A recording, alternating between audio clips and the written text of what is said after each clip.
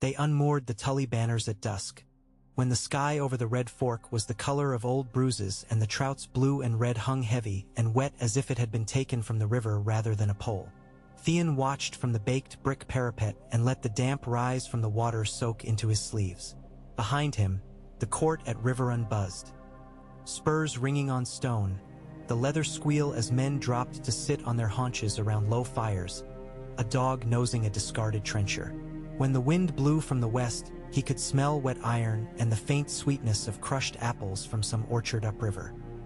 He told himself he belonged to that smell of iron now, not to the brine that snapped at your hair and salted your lips. He told himself the words, and they lay on his tongue as dry as prayer. "Robb wants you," said a voice at his shoulder.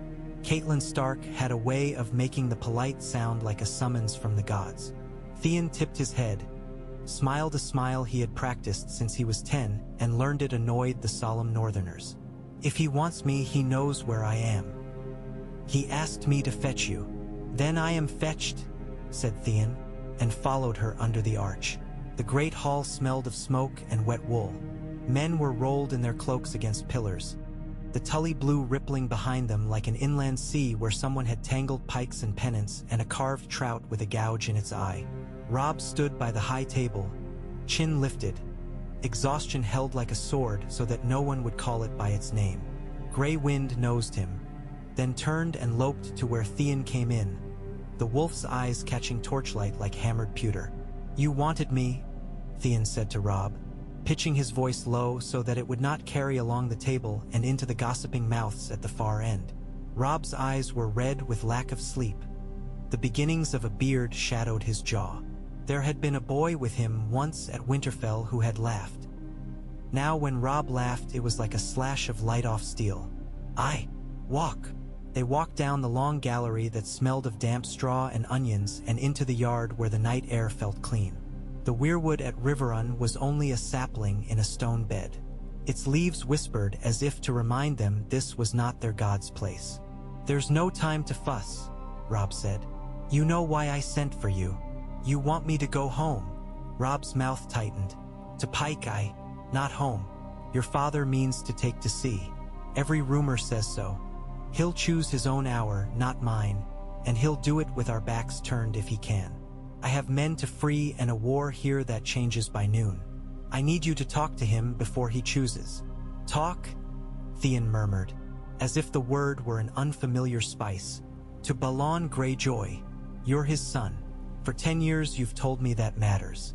I'm putting my faith in it now." Theon's throat ached with the old heat he had learned to master. "It matters, as a brand on your hide matters to the man who burned you." Robb's shoulders squared as if he expected the blow and made his neck ready for it. "I don't have time to dress the past. Go to him. Tell him what we can give. Tell him what he risks if he turns his prow northeast. Seaguard will fall on him with bells singing. White Harbor has ships. If he lays a hand on the Manderley docks, the Mummers Ford will run with iron." Theon turned his head and looked down at the river, which creamed around a piling and then smoothed its skirts as if nothing had ever stood in its way. "And what if he laughs? Then you measure how long we have before he comes. And you come back to me," Robb said, and the last words were iron. Catelyn's shadow stretched across the yard. She had not followed them, but they felt her the way men feel the edge of a cliff in their souls before they see it. "Mother says you'll go," Robb added, and Theon thought, "She thinks I love you enough to do this." The knowledge curdled like milk in heat and warmed him at once. "If I go as your man," Theon said sharply, "not as his pawn. I am not a shuttlecock for fathers and borrowed fathers to bat over a yard." "You go as my man," Robb said.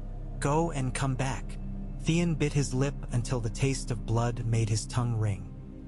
He looked again at the little godswood with its thin white trunk and leaves like tongues of flame. He thought of the old gods' faces at Winterfell and how their carved mouths never opened to say anything a man wanted to hear. If there was a god of the sea, he had never spoken to Theon save with the back of a cold hand. "In the morning," he said, "before the dawn. And you'll take my words." Robb reached and caught him by the shoulder, not hard. You'll not let him bait you into old games." Theon laughed and made it real enough that Robb smiled for true. "Let him bait me? I am bait. Have you not looked at me? I'm a herring hung up by the gills. He'll come nosing." They broke bread in the bishop's solar as something like rain rattled on the shutters. Catelyn watched him when she thought he was not watching her. When she caught him at it, she didn't flinch.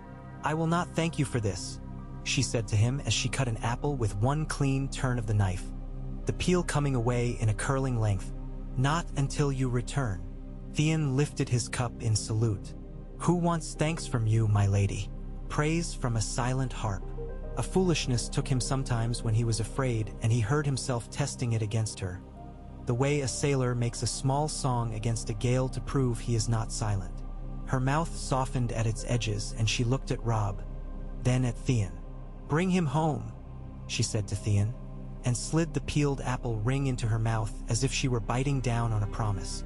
Before dawn, he went to the stables and found the horse they had given him already saddled. Someone had rubbed beeswax into the leather. It smelled like a summer kitchen. He felt absurdly the brush-smooth mane with the CK of his hand, then swung up and rode to the river where the boat waited like a black beetle.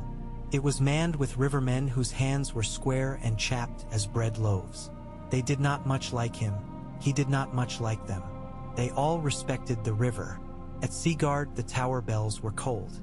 Lord Jason Mallister came down the steps with his hair combed and his boots polished, though he had not slept.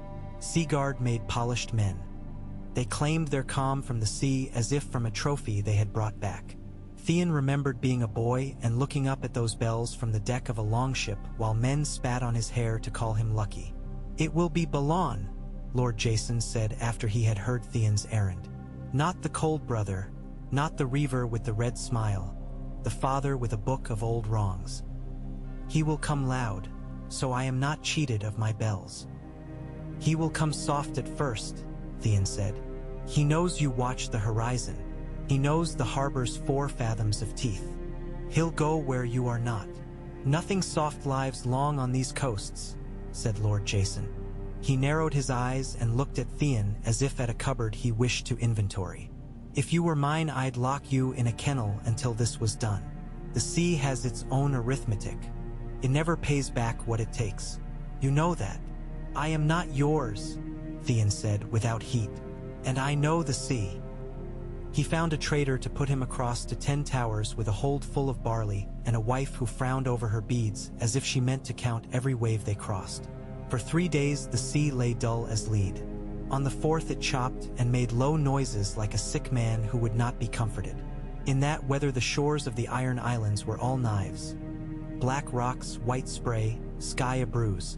Theon stood at the prow with his hood pulled up and told himself he did not have to love it for it to be his.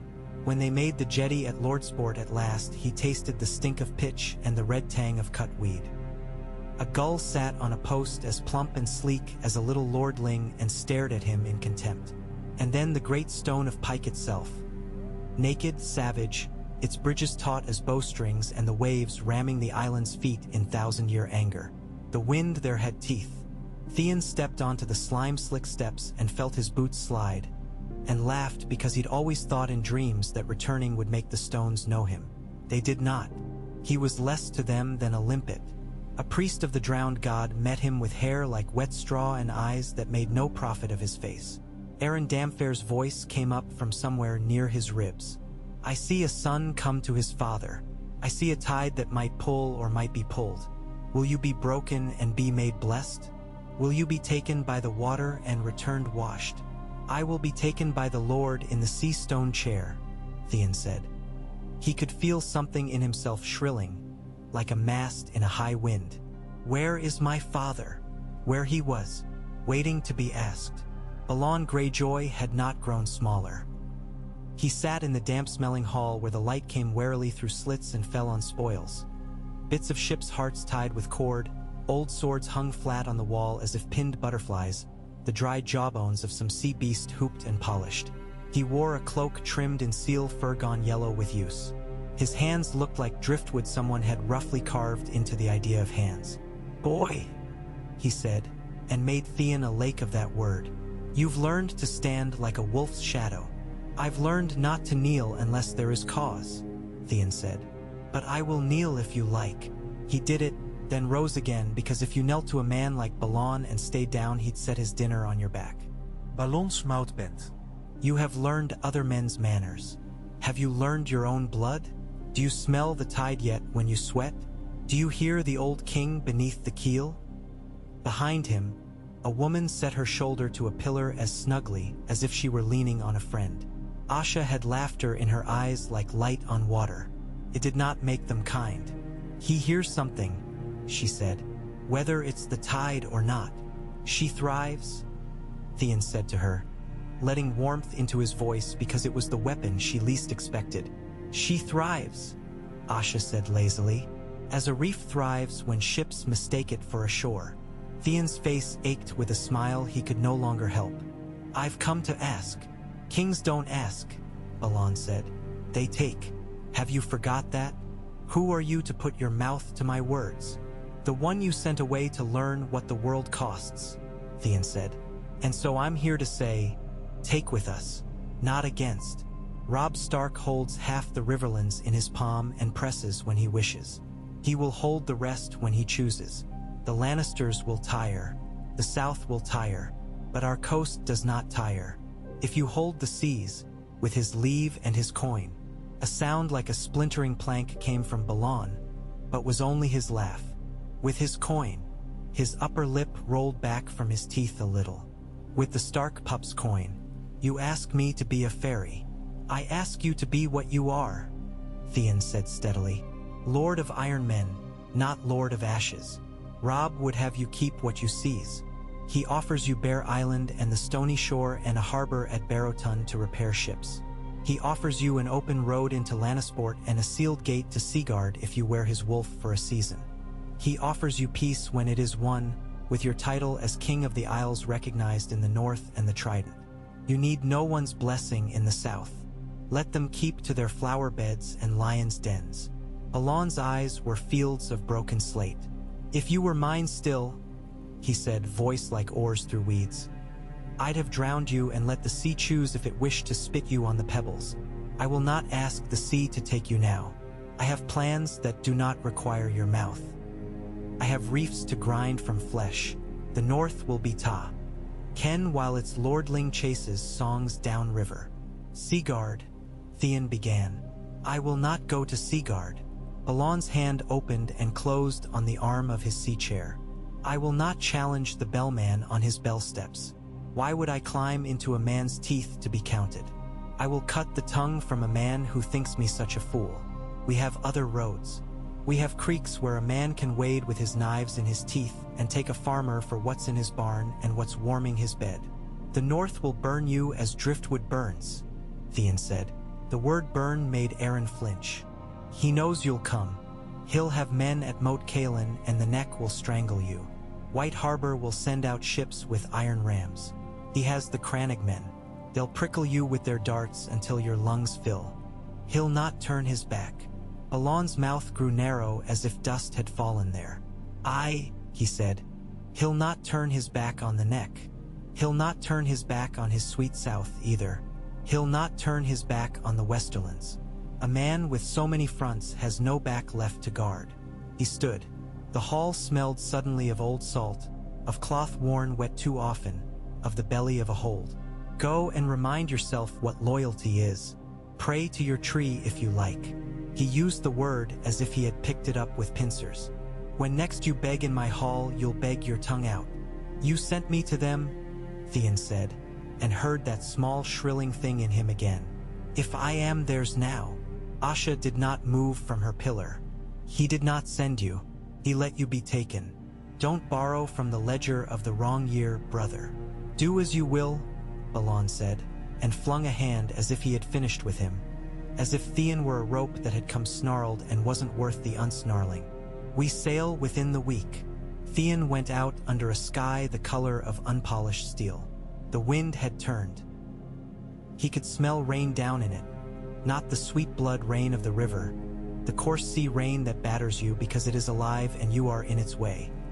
He stood in the yard and let it bead on his face. Then he found Dagmar Cleftjaw. Dagmar's face looked like someone had tried to hew it down and had given up halfway to go to supper. He smiled at Theon. "Look at you," he said. "Half iron, half winter wood. I could make a fair chair from you if you didn't wriggle." "You could never afford me," Theon said, and felt the old warmth that had nothing to do with love and everything to do with a man who had taught him to stand with his feet set and his eyes forward. "I need a longship. You and every boy with hair in his breeches. Your father's put his hands on all the ribs in the islands." "A longship now," Theon said, and leaned in, the rain making a curtain around them. "To take me to the mainland, not to pillage, to warn. The North knows some of it. They don't know all. They don't know his route." Dagmar rubbed at the healed furrows of his cheek, considering. "They'll call it treason. Your sister will laugh and take your place at the table." "They call everything treason that is not a mirror," Theon said. "If I am going to be a traitor, let it be to the man who made me half a hound and half a hawk and then complains I fetch badly." Dagmar's laugh rolled like barrels in a hold. "You were always a pretty oath. Come, we'll find the black-tide men who drink too much sweet wine and forget where they've tied their boats." It was not, in the end, as gallant as the tale he would later tell. There was no duel on a rocking deck, no cry that set the gulls flurrying like torn sail. There was a bribe in the hand and a knife pressed at a tendon. There was a boot heel that slipped and a polished cleat that suddenly was red and slick, and there was the taste of fear that came up from his belly like old wine. He and 4 men he could trust, and 2 he could not, but had to took a fishing-quick longship out in a slap of rain. Asha saw them from a parapet and lifted her hand, 2 fingers like the prongs of a fork. He did not know if it was irony or blessing. The sea held them as a dog holds a stick. Not gently, not cruelly, only with its own nature. Theon stood at the prow and stared toward Seaguard and did not turn around because he knew if he looked back he'd see Pike as it is when you look for the last time at a wound that will scar. They made Seaguard with the raindrops sewing a straight black seam on the water. Jason Mallister had the bells warmed and ready. He grinned when he saw Theon like a man who recognizes an old injury and finds it hasn't worsened. "They'll come for the stony shore first," Theon said without preface, with only a quickly swallowed draft of something his belly did not like. "They'll not face your bells. They'll bite where it's meat and no bone. They'll take Deepwood and Torrance Square if they can, and they know the creeks that bead the coast like a string of glass. They'll leave men at Moat Cailin and guard the causeway with shields set like a fence." He put his fingers on the map laid out with curling edges on the council table, as if it were a woman's skin and he were making a promise. "This channel here, the one men forget because it fills with weed, he knows it. He'll send Asha there with fast ships. Victarion will take more water." "How do you know it?" a Mallister retainer said, and Theon smiled without meaning to. "Because I drew it for him once, when I was too young to know the value of the lines I made." When next he stood before Robb, there was sawdust in the hall and a sense of things being planed and mended. The river made a small speech against the walls. Caitlin looked at him as a woman looks at bread coming from the oven, wanting to be sure it is baked all the way through before she lets her mouth shape gratitude. "Well?" Robb said. His hand was on a wolf's head carved into the corner of the table, and it looked right there. "They're already rigging." Theon put his palms on the edge of the table and kept his voice steady. He laughed at Alliance as if it were a barrel with the bottom knocked out. "He thinks you have too many fronts to look at once. He'll put his men at Moat Cailin and Deepwood, take the stony shore while he's at it, and run creeks into the north like knives. He'll not try Seaguard. He has pride but not your kind." Robb's mouth went tight for a heartbeat and then smoothed. "Then we make a front he cannot see a second time. Edmure Tully came in with mud up to his knees and a glance at Theon that held no love and less hate. "You called? You'll set men at the forks as we discussed," Robb said. "No more credit to Tywin. Make him pay a toll. Behind that I'll need White Harbor's ships. Send to Lord Manderley." Caitlyn's eyes flickered. "The Manderleys are proud. They do not much love to be called upon, though they never fail. They'll not fail now, not with a sea war sniffing at their keys," Theon said. Wyman Manderley will hoist his girth into his chair and call it godly work. Tell him this. Tell him he can name a master of ships for the north when this is done, and that the office will have weight. Robb looked at him. And who would you name? Not me, Theon said, too fast and then slower. Not me. Some man who can count out to the horizon and back without missing, and who has never loved a longship enough to call it by a woman's name. But we need not name him now. First we set hooks. That was the beginning of the days that smelt of tar and boiled leather, of jesses and bellies aching for meat, of men's voices low because maps were in the room. Theon sat with Robb and Catelyn and Edmure and Roose Bolton, whose silence was a thing with rib bones and eyes, not emptiness, and Meege Mormont with her hands raw as if she had been wringing the necks of her enemies herself. They wrote to Wyman Manderley. They wrote to Howland Reed, and Theon watched the ink sink into the parchment as if into a peat bog. He does not come to us, Catelyn said, marking the letter with the Stark seal, but he has never failed us. He'll come up through the reeds like a ghost, Theon said, and he did not know if he meant Reed or the men under him. Those letters were crows with more on their backs than wax. While they flew, Theon went north with a wedge of men under Ser Roderick and some of the crannogmen who had materialized out of drifts and shaded trees like men woven of bearberry and lake water. They moved through the neck with the feeling of moving inside a creature, ribs and breaths enclosing them. The land spoke if you leaned your head to it. A man who hurried here hurried into a mouth. They sighted fires on the stony shore and cut driftwood piles that would be lit to blind a night approach. They took logs and pinned them in mud in lines that only a local eye could read, so that a man running in the dark from the surf would meet a hard line where he expected water. They strung eel pots in the shallow channels a longship would use if its captain were not one of the 3 or 4 who truly knew these outflung shores. They posted lookouts on the knife-hard hillocks that looked like nothing until a man tried to climb them and shed blood in their grass. Theon sat with a woman from the Crannogs whose face might have been 16 or 40 and whose hands never rested. "We will not fight them in lines," she said.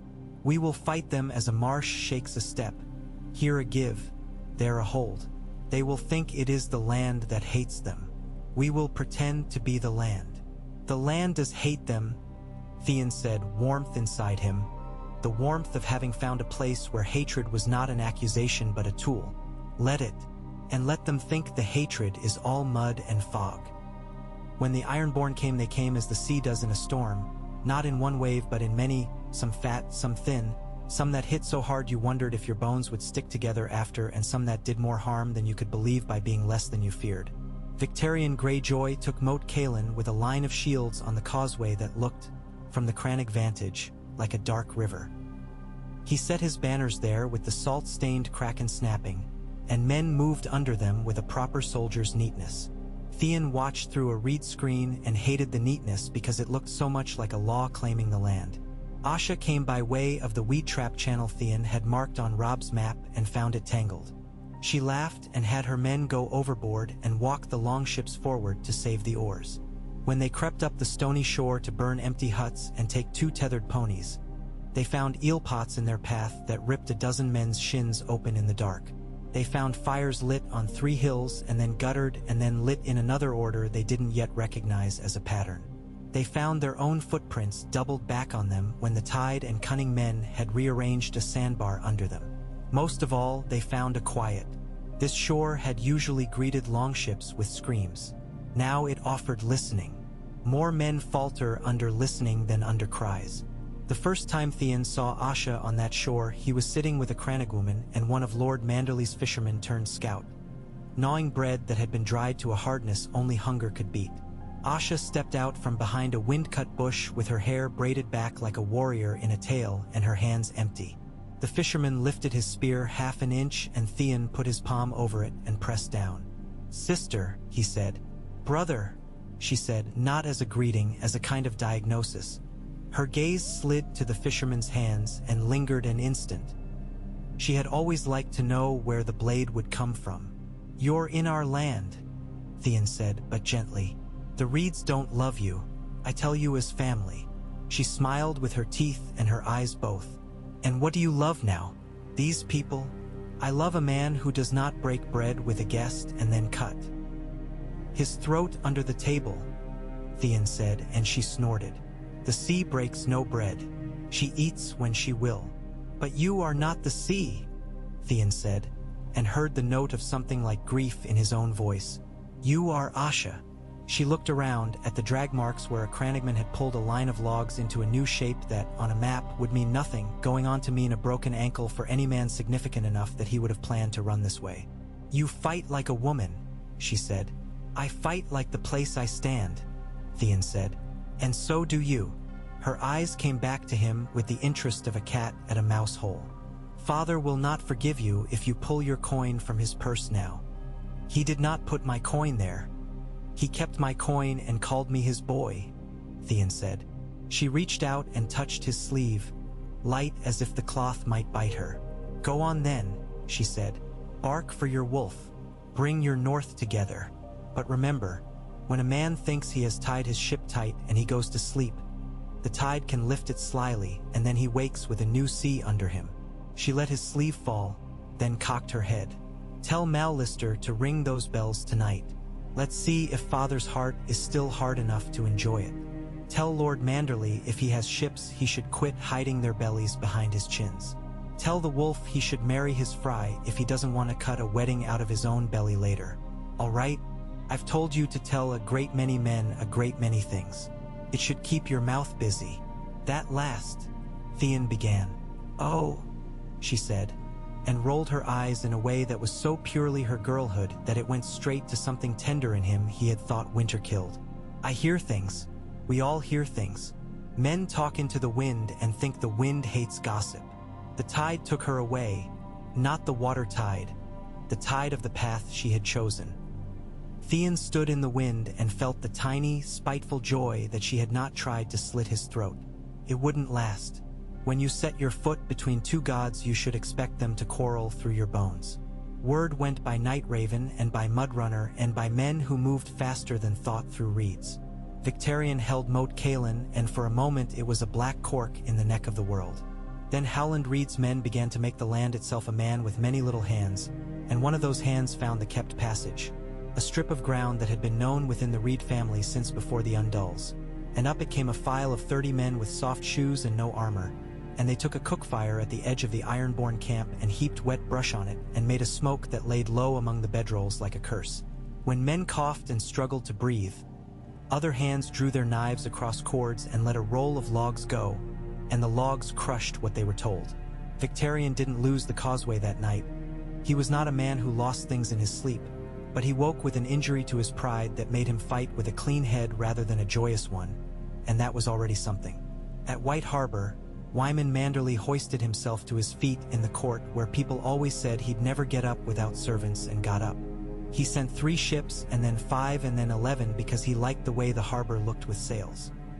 He appointed a master of ships in all but name in his second son, who could count and did not itch for glory too loudly. They sailed to the Rills and to Barrowton and to Saltpans not as raiders but as men who meant to pull their own fish from the sea and keep others from pulling them. Their hulls were deep and fat and ungainly in a storm. Theon got his sea legs back by walking the deck with them, as if he were courting a large woman who would not be called pretty but would carry him where he meant to go and not drop him in a ditch. In the south, the Lannister men found their bridges clogged. Edmure Tully, with his jaw set as if he were holding in a toothache, held the ford so stubbornly that Tywin had to look elsewhere for ease. Catelyn went among the river lords like an ant among sulky nephews and made their quarrels small for a while.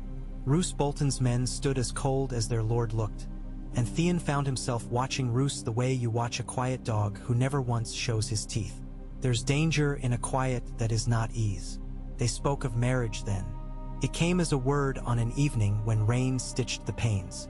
Robb stood at a window and Theon saw on his face the look he'd worn as a boy when he'd put his hand under a gate to rub Grey Wind's belly, and the wolf had turned and nipped him for presuming.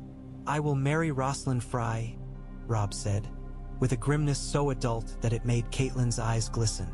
If you like her, Catelyn began impulsively, and then shuddered herself because the thing did not require liking.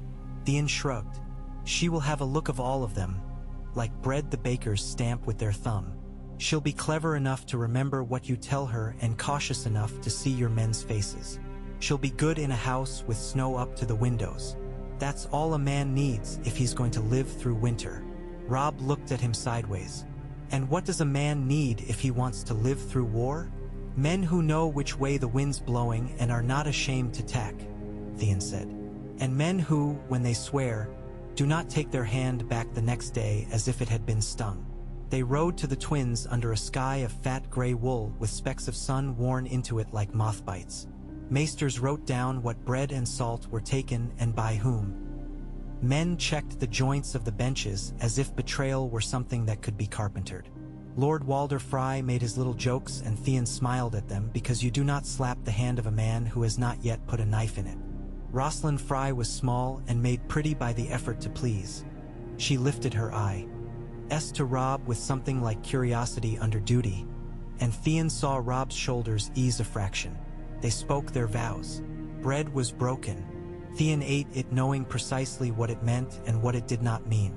When the steward brought forward salt, Theon took a pinch and let it sting his tongue. He found Alice Frey, the one with the sly eyes, and laughed with her, and she rolled her eyes at her grandfather's littleness the way Asha had at Balan's greatness, and Theon thought, petty or grand, men love to be kings of their own inches. They slept in the straw-smelling guest halls without dying. That was no small victory in a world where men would later tell stories about weddings and blood as if one were a casserole and the other the gravy. On the next day, Robb and Rosalind walked in the thin sun, and the Frey brood swarmed like gnats around a summer horse, and Theon strolled a perimeter with a Mormont woman and a Karstark man and told himself not to be lulled. The small jokes piled up into something that was almost an affection. Men do not kill easily while they still laugh. It is after, when laughter is a hollow knuckle, that they sharpen blades. Karstark's men watched Robb out of the sides of their eyes. Ricard Karstark's grief was an axe propped in a hall, undeniable and always within reach. When the Lannister boys were taken, when someone with less sense than hunger let them out and there were bodies, Theon put his palm against the table as if to steady the world, and Robb's face did not change because he had learned to be a table. "You will not take his head," Theon said that night among the maps. He kept his voice low. He did not want dignity for this, only result. Send him to the wall. Let him take his grief to wind and cold. Keep his men. They will stay if they can still call themselves Karstark men. Take the father's head and you lose the sons. "He killed boys under my protection," Robb said, and the word protection had a depth in it like a well that goes down forever. "He wants you to make him a martyr," Theon said. "Don't. Make him a man who went north to live thin and old and watch the sky go dark early. Theirs is a hard house. They understand that punishment." Catelyn watched them with her fingertips pressed together. "You will make men call you weak," she warned. "You will make other men wonder what price boys' lives have under your protection.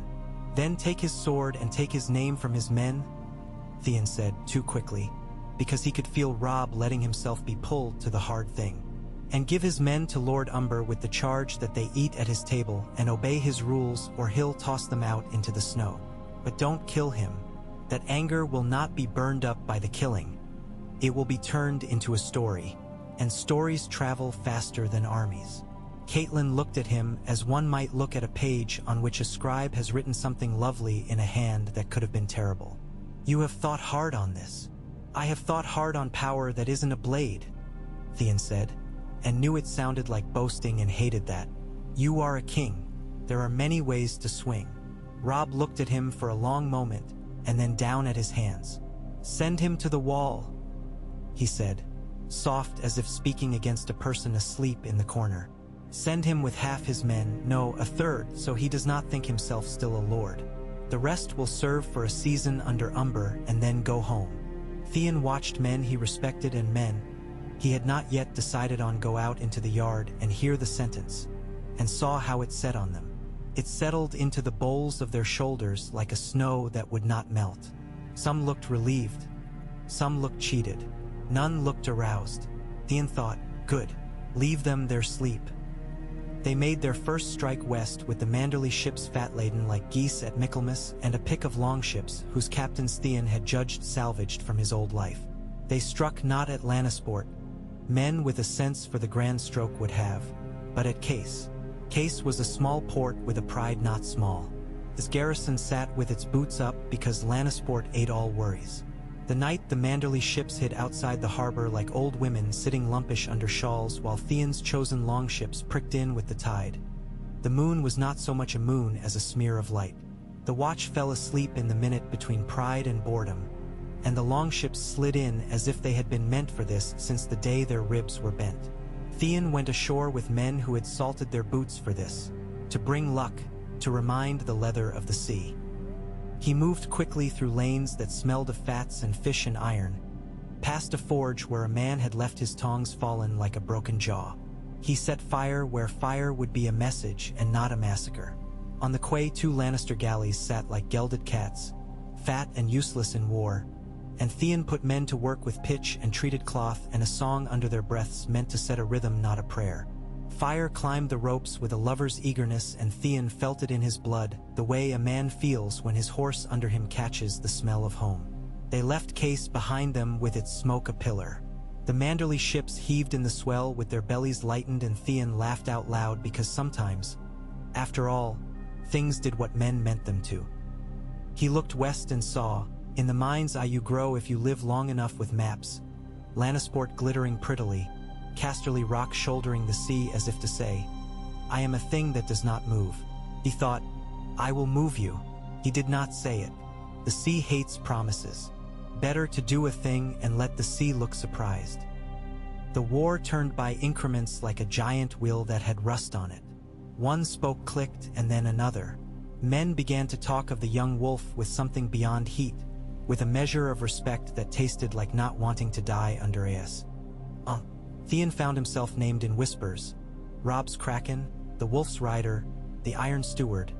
Names that did not fit and yet stuck to him like burrs. He laughed and shook them off and then caught them up again and tucked them into his shirt because some part of him, a boy part, wanted ornament. Letters came. From the wall, a raven with ice rhyming its feet brought a note that spoke little and said much about things beyond men.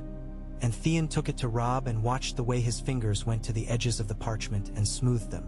Catelyn read it and said, The world is large enough to hold more than wars, and then went back to the game again because the next move was hers in the Riverlands and a woman cannot leave a loom half-warped. News came from the islands like a gull's cry, harsh and brief. Alon Greyjoy fell from his bridge, the old stones slick with an honest rain. Theon let the word go through him without comment, the way a wave goes through a shoal and leaves the shape nearly the same. The islands would choose a king. Euron's name rose like rot gas from a drowned thing. Asha wrote to him bold, as if she did not care if the raven read her words and pecked them apart. Come and make your claim, she wrote once and once more. If you do not, he will take it, and once. You are someone's son whether you like it or not. He wrote back each time with care. He wrote with Robb's counsel in his ear and Catelyn's caution like a pin holding his sleeve. He wrote, Not yet. He wrote, I am a man with a war in his hand and cannot exchange it for a crown without dropping something. He wrote, Do not let him marry the sea while you watch. There were small meals eaten quickly, and once a long meal eaten slowly. The night before they were to turn their face toward the west for more than a raid, Catelyn brought out from some wrapped cloth a loaf of bread she had baked herself. It was not good bread, any honest mouth would say, a little heavy, the salt guessed and not measured. They all ate it with satisfaction because it had been made by a hand that had once plaited a boy's hair for a feast. Theon found himself holding his slice without biting it and then, because it was a foolishness to be standing in the way of one's own hunger, he ate. Robb slept that night in a chair in the map room with gray wind under his hand. Theon went outside and stood in the thin moonglow that made armor whisper of itself on the racks. He heard a man cough and knew the cough without seeing, and for a moment his blood turned to the water of the Blackwater Bay, thick with men's oil and lit with burning ships. He had never been there. Now memory brought it to him out of nowhere and he thought, the South's wars are not all of us. He looked north, where the night was darker and better for having no cities in it, and he could have sworn the air was colder by a finger's width. "At dawn," Robb said when he woke, and Theon nodded. "We move at dawn." "Dawn," Theon said, and the word tasted smoke and water good. He went to find his men and to check the fit of straps. He slept badly, but he did not fight the sleep he got. They went like a hand closing. First case again, because a place that has burned once burns better, its pride still tender. Then the green spaces between towns where the Westerlands look like what they always forget they are. Farms plowed by men whose backs have known nothing but the sun and the weight of a barrow. They took cart horses from their moorings and turned them into cavalry. They cut small roads and made them into wedges through which a thought might pass into a blow. Theon rode with a banner he did not hold but that he could feel as a weight behind his right shoulder. He watched for men who would break and moved to steady them. He watched for men who most needed reward and saw that they were seen. These are not things to sing, but they hold empires. When at last they stood on a ridge from which a man could see the glimmer of Lannisport pearls on the water at noon, the men sucked in breath as if a wind had gone through them. Beyond, to the right and arrogant, the rock put a lion's shoulder into the sea. Theon felt an old ache, the ache of wanting to put a knife into a story and pry it open. "We cannot take it by siege," said Roose Bolton in his nice voice, and smiled a small smile that might have been for Theon or for the shape of a map. "We have not the numbers nor the patience." "We cannot take it by ladder," said Great John Umber, laughing, "unless your men have learned to fly." Catelyn looked at the rock and saw in it what it was: years and gold and pride and the ability to look down. "We can take other things," she said. "We can take their men and their roads and the mouths by which they eat. We can take their sleep." Theon said nothing. In his belly a plan turned and looked up like something that had found a puddle of sun. He thought of Case, where the galleys had been made useless by a fire of foresight. He thought of the Manderley ships that had learned to sit like harmless lumps when night lay black as a cloak and then unwrapped themselves into speed. He thought very hard of something he had once seen in a book of harbor soundings and of a gaffer at Lannisport who had told him, drunk, about the old smuggler's suff that ran under a certain part of the harbor wall and how once a boy had gone down it with a skin of wine on his chest and come up laughing. He thought of a man within the rock whose eyes were clever enough to see a rat run behind a wall and whose heart had once broken and been mended into a shape that could cut. He thought and did not speak yet because time is a part of plans as much as rope is. Bind a plan too soon and it will chafe through. He walked down the ridge alone until the chatter of men fell behind and stood with his hands on his belt and his boots in scrub. He felt the sea wind come up and touch his lip as if in forgiveness for old quarrels. Somewhere a lark made song with no thought of banners. Somewhere, if you stood northern enough, a raven carried a letter heavier than any map. He closed his eyes and saw Pike in rain and the tight line of Asha's face when she called him brother as if calling a stray cat, and Robb's eyes when he said come back. He opened his eyes. The rock waited, old and smug, in its pride of stone. South and east, the river ran its own will as it always had, and if men set bridges on it, the river laughed and sometimes took them in spring. To the north, the low land that would be winter in full soon. Theon straightened his belt and let his face find the grin it used to put on in a boat when the tiller took his palm and said, "You and I will do this together." "Not by siege," he said when he came back to the council with his hair lifted by the wind as if to say, "Look, I've been outside where thought is, and not by ladder. There is a rat road. It runs in the dark. Smells bad. Men would not take it unless they were told a story about it. I will tell them that story. I will go first so they know it is only fear that stinks, not the road. And when we come under their kitchen, we will not light a fire. We will take the cooks and the scullions and the knife boys and the butcher's boy, and we will hold their blades to their eyes and tell them if they cry they will lose more than breath. We will open from within what cannot be opened from without. And then we will not take the rock like song. We will take it like rot." Robb looked at him and did not immediately say no. That was all Theon needed at that moment. He pressed nothing and let the idea stand in the room like a man who is either friend or enemy and will show which only if you hand him wine. "Think on it," Theon said, light as a jest and heavy as an iron key. "Let me count the rat roads. Let me ask some old men at the harbor what they remember for a cup pressed to palm. Give me 4 days.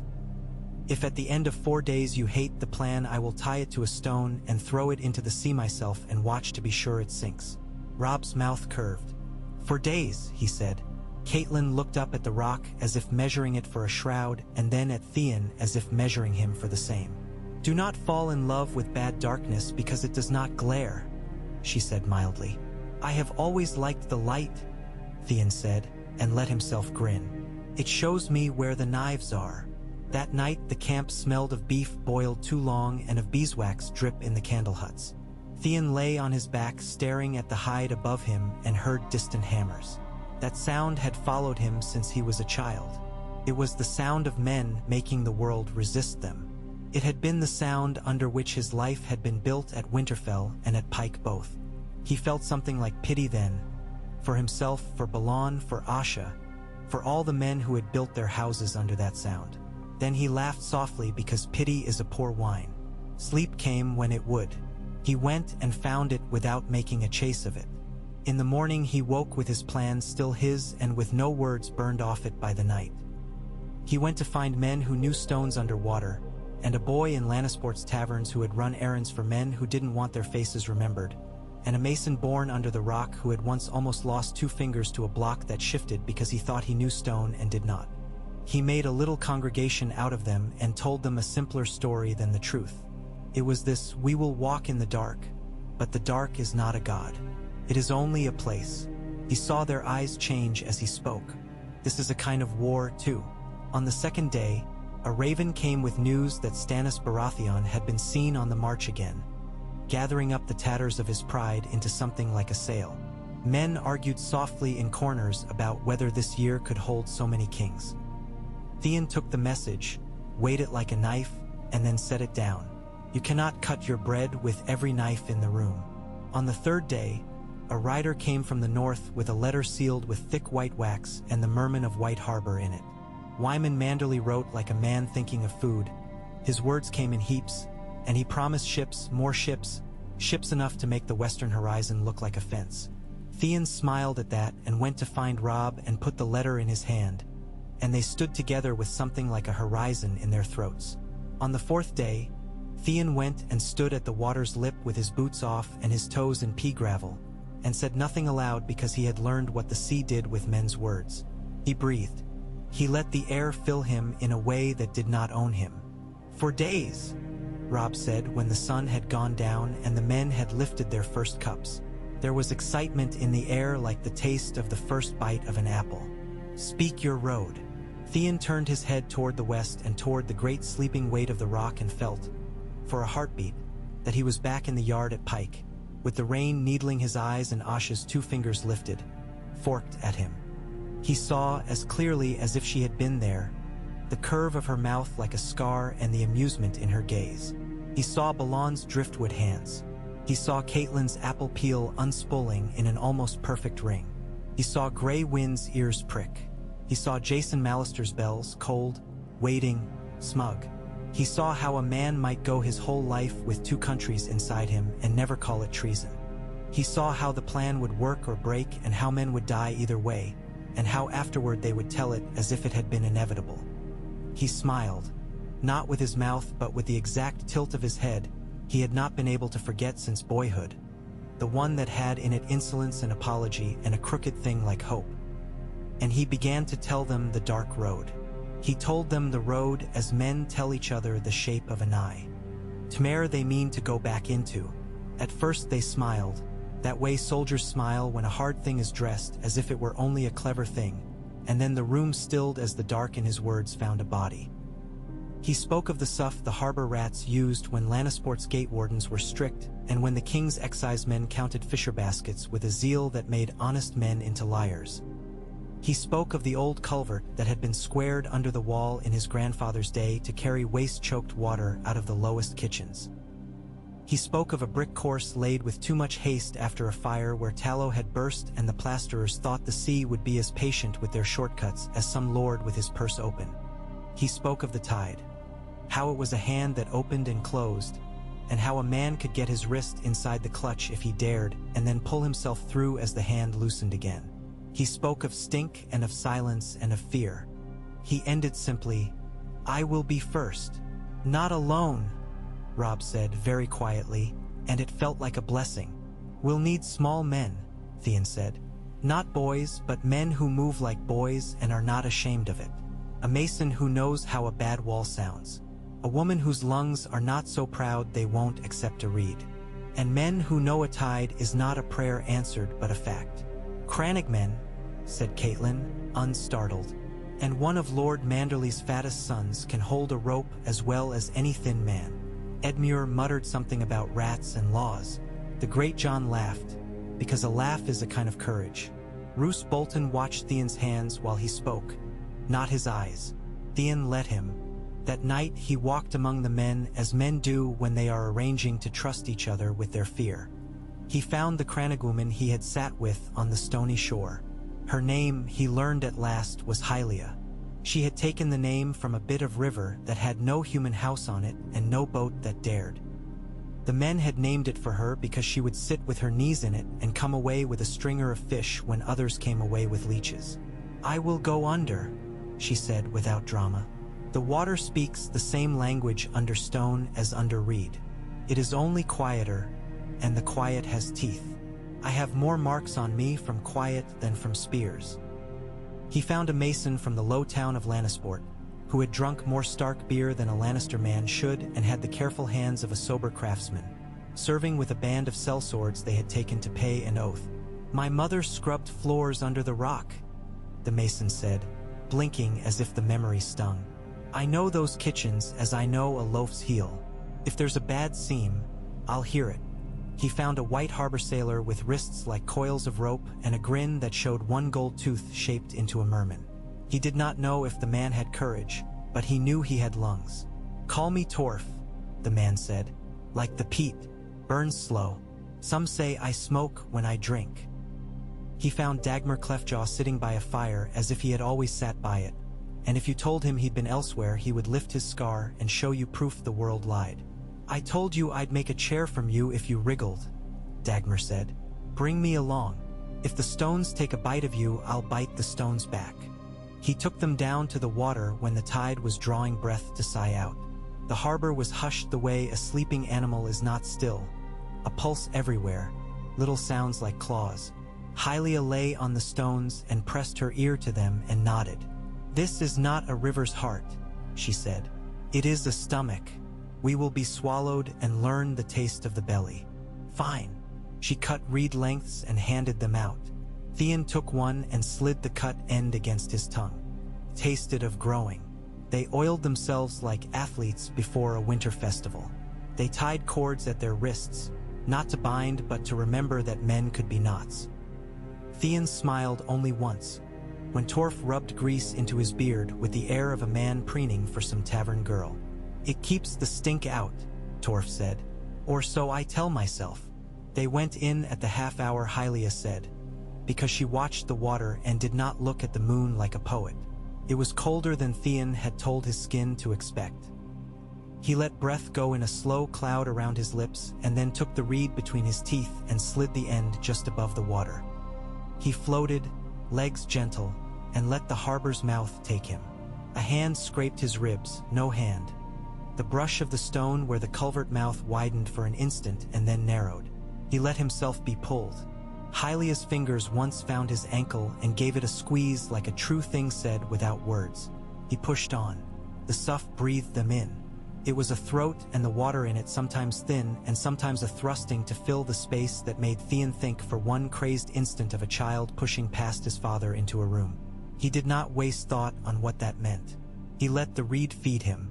He let fear be a flavor, not a command. Once something brushed his cheek and he tasted iron and told himself calmly that it was only old rust from nails in the brick, not blood. It is foolishness the mind makes, not nerves, that kills you in the dark.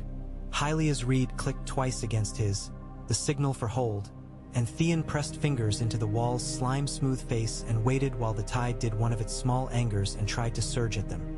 Somewhere ahead, Torf's reed made a little joke of bubbling sound, and Theon told himself if they lived, He would make the man sit in a tub and blow bubbles long enough to understand the gift of air. When Hylia tapped Theon's wrist, he moved again. He counted his heartbeats until counting meant nothing because they had gone beyond numbers into a world obeying only tide math. Then the roof rose, and the reed's end slipped free of water without his mouth.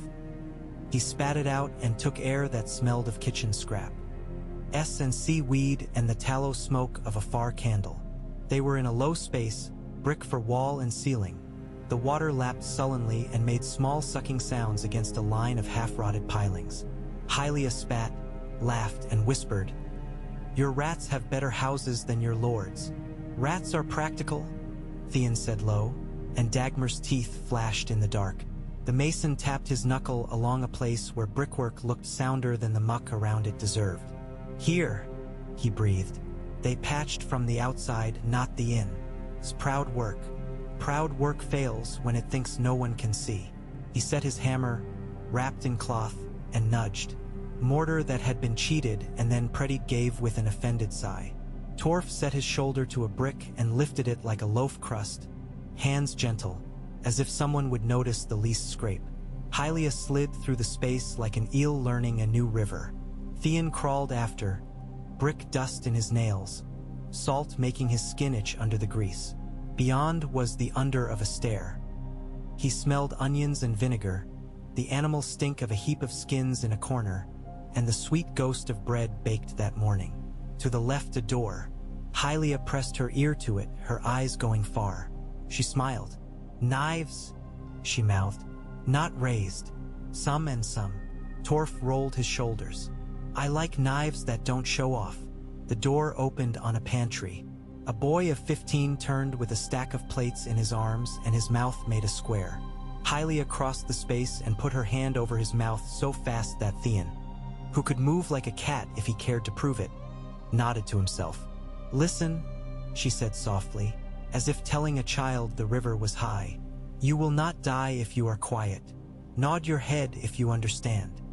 He nodded, plates quivering, and Theon took them before they shattered. He set them down on a cloth and felt strange pride at not letting crockery betray them. They went up a half stair into a scullery where the heat was a hand pressed to the face. A man with hair like a coop's bedding stood with a cleaver and made a little sound, as if talking to himself while he worked, and then turned and saw them. He did not drop his cleaver. He took in the grease, the wet hair, Theon's eyes. He set the cleaver down slowly and lifted his hands. "Whoever you are," he said, "if you break my kettles, I'll tell the devil in your sleep and he'll come for your toes." Theon loved him in that breath. "We'll leave your kettles," he said, and in the man's eyes he saw him move his soul to the safer side of his body.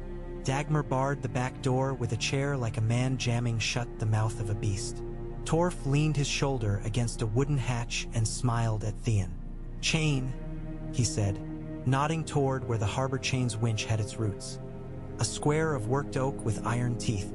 You lift an old gate by lifting its old heart." "Gently," the mason whispered. "You wake the chain too fast, it chatters. The first dance step, she must not think you mean it." Torf spat into his hands. Theon put his palms against the wood. Dagmar leaned, the old strength in him like a second spine. Hylia crouched at the door and listened to a world none of the rest of them could hear. Theon bent and put his mouth close to the plank and said, as if flattering a horse, "There's no hurry, old mother. Bring it up smooth. It's only a child. This one, not a war." The winch groaned as if in skepticism and then moved. Within the wall the chain rose link by reluctant link. Torf gritted his teeth and sang a low fisherman's song to keep the rhythm. Theon's shoulders bit him with lactic fire and he welcomed it. Pain meant work and work meant time, and time was what he was stealing here, out from under lions. When the chain sat in its new groove, the mason wedged a block. Theon went to the pantry and took the boy by the sleeve and put his face in his. "You will stay still," he said. "You will not be a hero. Heroes' mothers cry and men forget why. Sit on your hands if you must. When all this is over, if any man calls you a coward for having sat with your hands under your thighs, I will come back and break his teeth for him." The boy nodded too hard and hit the back of his head on the wall. Theon pressed him down gently and left him, because what else can you do with boys and wars? Outside, the harbor changed posture. It did it subtly so that only men who knew how harbors stand could see it. It was in the way sound ran freer around the breakwater. It was in the pitch of gulls' cries. It was in the first shadow hulking just beyond the mouth that did not move like a sleeping whale, but like a city that had never wanted to be stealthy and now meant to see what it could do. The Manderley ships came like a rumor and then like a fact. Their bellies sat low, full of men who did not stand at the rail to gawk. The white merman snapped in a small wind, looking ridiculous and then, because men meant it to, not ridiculous at all. The first ship slid past the broken chain like a polite thief slipping through a crowd and made a mooring so neat that Theon wanted to clap. Torf's mouth opened in admiration, and then he remembered he was a man and shut it. Theon moved through rooms and corridors until he reached a small postern on the landward side that looked out into a little lane cluttered with boxes and a cart that had lost a wheel. He listened. He heard a man singing to himself because he was thinking of something else, not because he believed himself safe. Theon eased the bar and lifted the latch and let the door open 2 fingers. The man outside paused. Theon felt him smell the new air in the lane. The man said, cautiously, "Well?" Theon opened the door the width of a body, and then the body was there. A Manderley sergeant with cheeks like a frost-pink apple and breath. He kept shut away from wine until nightfall. "I?" he said softly. "Inside," Theon said, "gently by the numbers, not with glory. Glory is for songs. We're writing a kitchen list." They took the lower kitchens quietly, with more binding than bleeding. Theon told the cooks the truth. If a man lifted his cleaver, he would be gagged first and then killed if he fought the rope. 2 men tried to be heroes and died like apprentices instead. The rest saw what was bought for pride and priced theirs accordingly. The knives the Manderley men held were butcher's knives, not showy. Steadied everyone.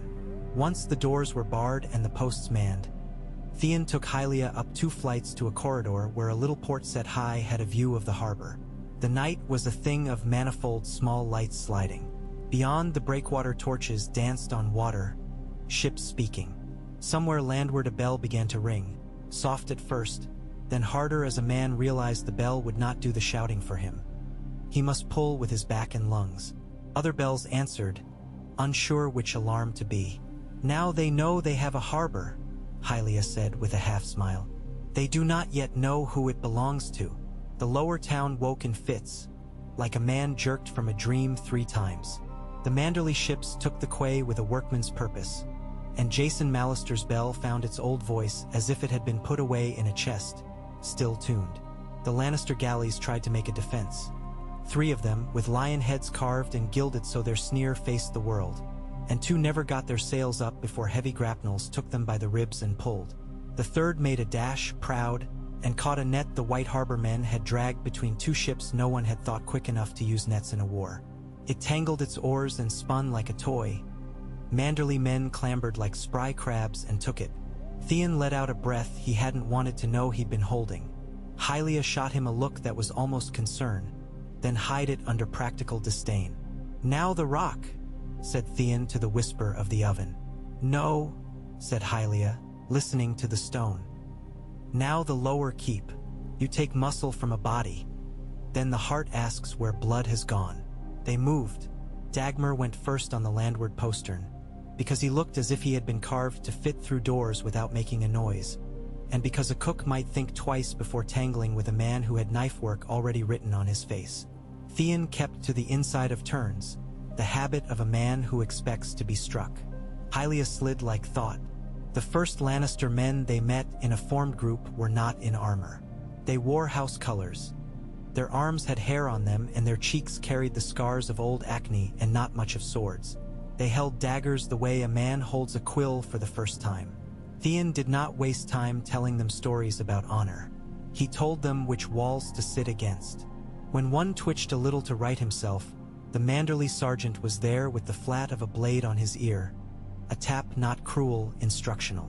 At last they reached a door where the wood had no give in it and the iron bands had been polished for generations by hands needing to love something stronger than themselves. Theon put his palm on it and felt, through the skin, the rock's pride. He did not waste himself on the door. He went up 2 turns to a slit where a servant's passage crossed and came out under a little gallery where carts had worn grooves in the stone from wheels that had passed 1,000 times. He put a hand on Hylia's shoulder and then his foot on a ledge no one else would have thought would hold a man, and then he was in a space under a lip of wall like a fish tucking under a rock. From there, 2 men held a winch that worked a shutter that opened on the sea small, meant for venting smoke and letting the salt air cure the kitchens. Theon measured them in a breath. The first had duty in his back and no idea anyone would come from under. The second had tight lips and a shallow breath. He was afraid already. Theon's hand went over one mouth. Hylia's knife went under the other's chin. No noise louder than a man swallowing. They opened the shutter enough to see the harbor. The Manderley ships had settled into a ring. On the eastern edge, the silhouette of a Mal-Lister ship cut its dignified profile. Its bells spoke again and men in the lower town answered it with their own tongues. Down by the quay, a workman had hauled a wagon to block a lane. A child whose mother had the sense to be brave had pushed with her shoulder and made it move an inch the other way. Theon's mouth twitched. The rock, for all its stone, owed the town more than songs admitted. They held what they had won. Dawn made the harbor go gray and then silver. Men begin to get clumsy at dawn if they have not slept. Theon found that he was precise. When he finally slid down to the scullery again and stood in the smell of old fat, he was still a man. He went to the pantry and took the boy by the sleeve and lifted him up. "Your mother will call you a good son," he said. The boy nodded stiffly, and that was the right measure of thanks. By midday, the lower town had a white flag that was not quite a flag. A sheet hung out a window for lack of better, with a rope at its corner so it did not whip free. Theon went out with Dagmar at his shoulder and a white harbor man on the other side, because a man speaking terms should be a man who has looked both ways his whole life.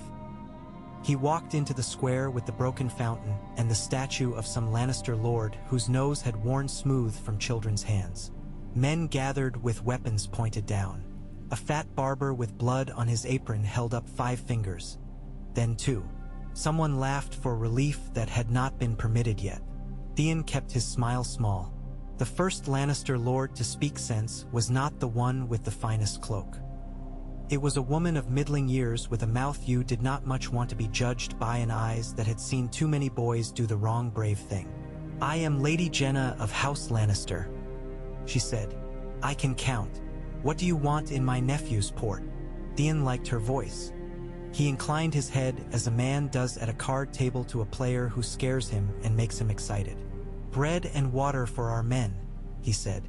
"What we can take from your stores we'll pay for in coin or we'll tally it for later if your tallyman can be trusted not to write with 2 hands and 5 tongues. And a chair at a table to talk terms for a harbor that belongs as much to your small folk as to your rock. Ask too much, and we take the harbor without talking, and more men die than need. Do you suppose I can be frightened like a fishwife?" Lady Jenna asked, arching a brow. "Do you suppose I do not see where my walls are? I know what you hold. Shall I tell you what you do not? You do not hold those heights. You do not hold my brother's cousin's heart. You do not hold the gates of the rock. And you do not hold the west wind. He turns men's coats when he chooses." "I hold the chain," Theon said evenly. "And that holds more than your west wind does today." He let his gaze slide to the edges of the square where men with hungry eyes held hungry knives and then back to her. "You have people who will starve if you make this a pride game. Did you ever feed a boy on pride?" "I did." He grew thin. She laughed to her credit. "What are you, green boy? Not a lion. Not quite a wolf, though you sit on their haunch. Iron." Her eyes narrowed. "Iron in the way that bends without breaking. Your kind usually breaks and calls it glory." "I broke once," Theon said, and made himself say it as if speaking of weather. "It didn't make me a story I wanted. This way is better." She looked at him a long moment and then nodded once, as if to herself. "Food for 7 days. No rapes. No burning of houses unless we agree the house belongs to no one we will need again. You bring me a written promise from your wolf that if the rock starves it will not be because your bellies were full, and that if men must die of hunger it will be high men first." He bowed. Because you bow to a woman who tells hard truth, not to flatter her but to consent to stand under the same sky. Done, he said. The ropes they had set inside the kitchens held all that day. The chain lay quiet as if pleased to be allowed to rest. The Manderley and Mallister ships made a fence out of water. When night fell, men lay down, and a good number slept like people still human. Theon sat with his back to a wall and let his hands stop shaking without calling anyone to praise the stopping. It did not end there, of course. No war gives you 2 things in one day without demanding 3 in the next. News came up from the south that Stannis Baratheon had marched again. A leaner march than before, with fewer banners but those held more upright. A rumor like mold wandered the camp that a red woman walked in his shade and that fires had learned new syllables for eating. Theon let the rumor pass him like wind. He had wind enough on his hands already. From the islands, a gull-boned boy brought a message that smelled of iodine and damp leather. Balon Greyjoy had fallen from a bridge, the old path between towers that any ironborn child could walk in sleep, or so they told themselves. He had managed to fall in daylight and in rain, as befit a man who had married himself to the storm. Theon read the words twice.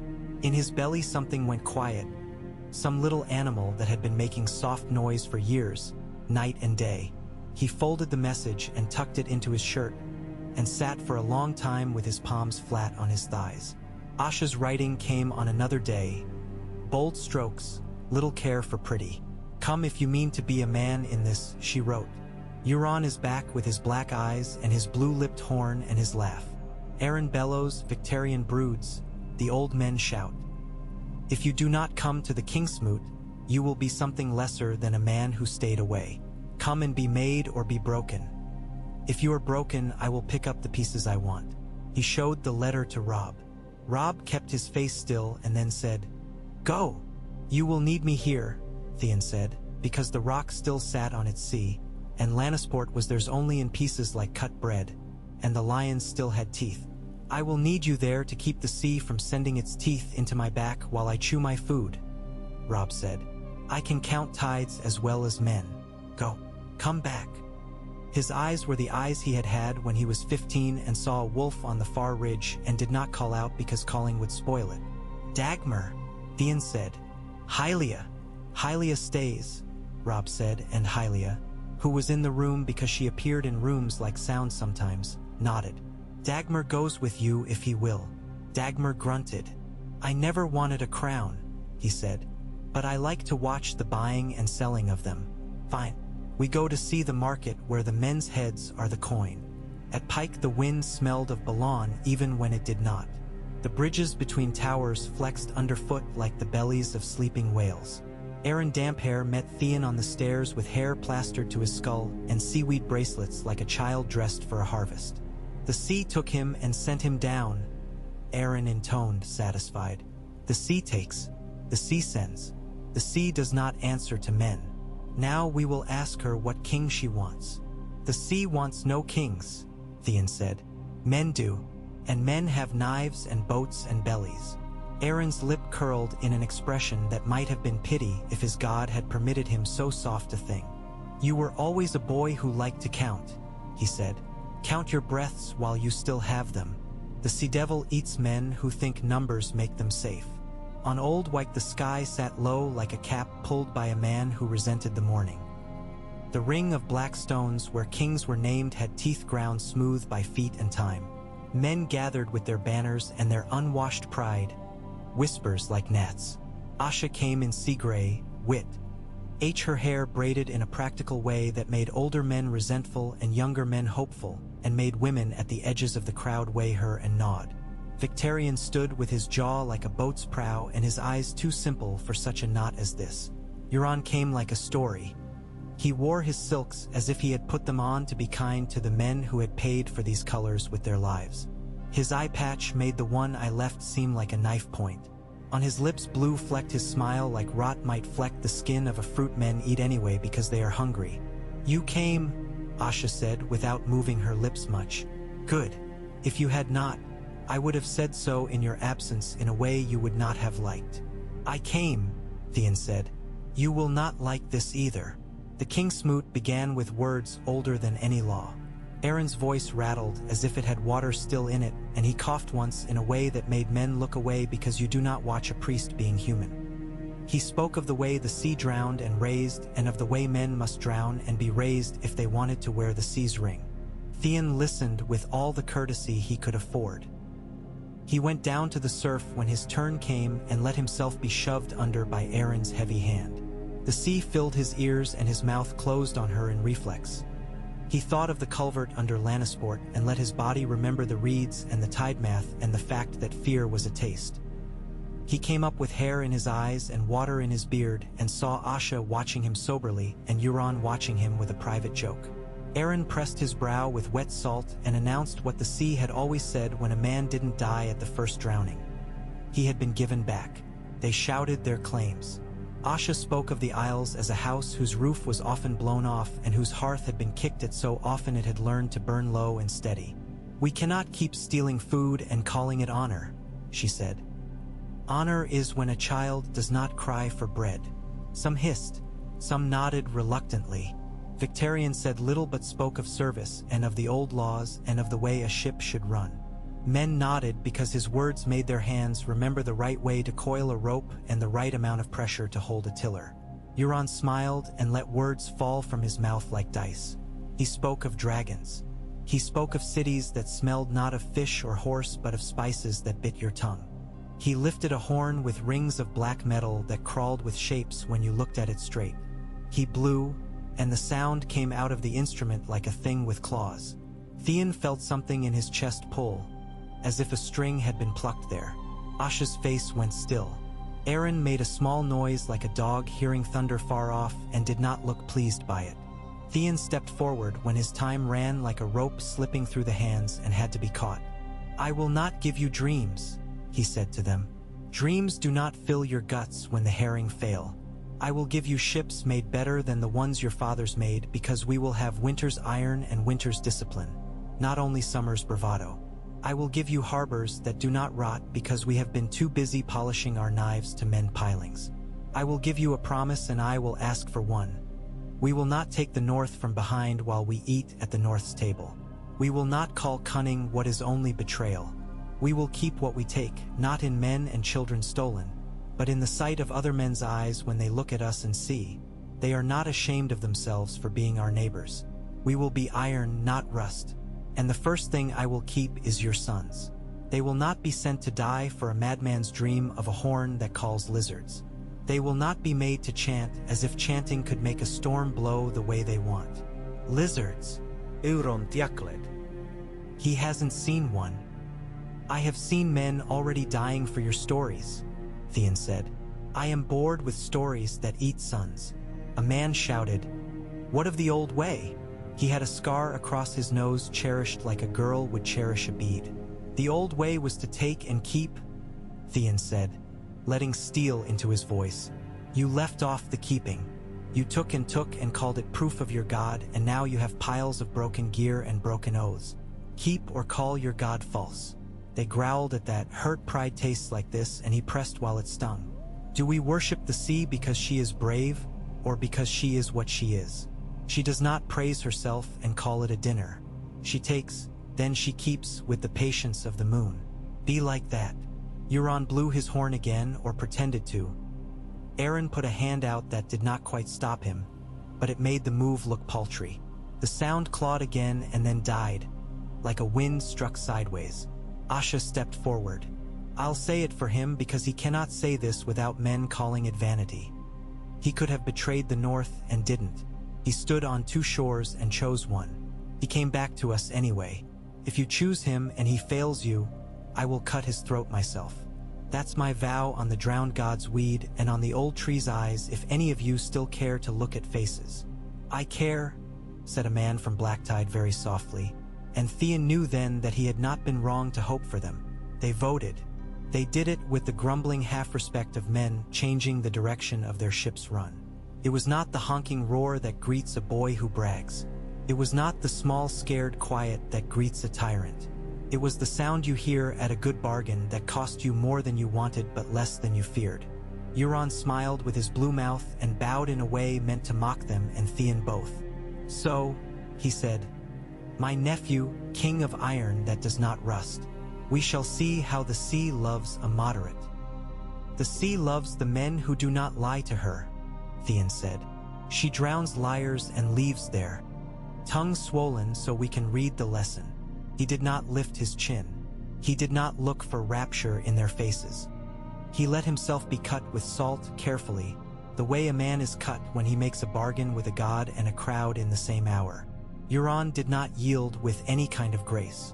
Men who had believed themselves his because he promised them impossible things took their ships and slunk away in the night toward the corners of the isles where men still believed in splendid ruin.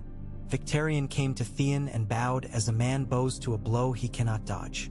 I will not slit a king's throat when the men have chosen him, he said. But if you bring shame on our oars, I will unmake you with my hands. Your hands are good at kneading sails and holding to a course, Theon said. Keep them for that, and we will have no quarrel. Aaron's eyes were stormy. He said little. He took Theon's head in his damp hands and murmured a prayer that sounded more like a threat.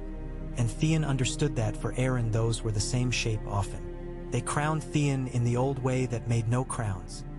He stood on the wet black stone with hard men watching and women with babies who needed to be quiet now and boys who would brag later. He dipped his hands in salt and let the water run off them and be what it always was. He promised very little and meant it. I will not take your sons to fall for a thought that makes me look grand, he said. I will take them to build the things that keep our deck under us and our bellies full. If we must fight, we will fight. The first places we will fight are men who would have us be worse than we are. The first place turned out to be nearer than he liked. Euron took the silence and a tangle of fast ships with red flags, and ran for Orkmont with horns blowing as if he had killed a king already. Theon had given his writ to 46 captains who did not relish being told when to mend their sails by a man they remembered losing horses at dice when he was 12. Now he called them to his hall and showed them the map in his head and made their eyes follow his finger. He wants to cut Lord Port's throat for spite, he said. He wants to break a bone and say, look, it was rotten anyway. He'll run with the flood. We will sit in the slack. Slack water makes fools of men who only know flood and ebb, Hylia said from the side, not asked, not shushed. The silence is fast if you reward her. Don't reward her. Let her run and trip. And if you can throw a net where the current turns, do it. Even a lordship when it meets a twine that's set right. Net? Theon said, and Torf grinned with his one gold tooth because nets were a language he spoke well. They made it ugly and simple. They strung a line between two headlands that only a man who had run those waters from boyhood would remember could hold rope. Underneath they laced a net of the new twine the Manderleys had brought, thin as hair and stronger than old songs. They weighted it with stones and oilskin that would open when yanked hard, drop and drag. Theon set his own ship, leaner than the Manderley tubs, quicker than the silence would expect. Back from the line with its prow turned as if it were a man asleep with one eye open.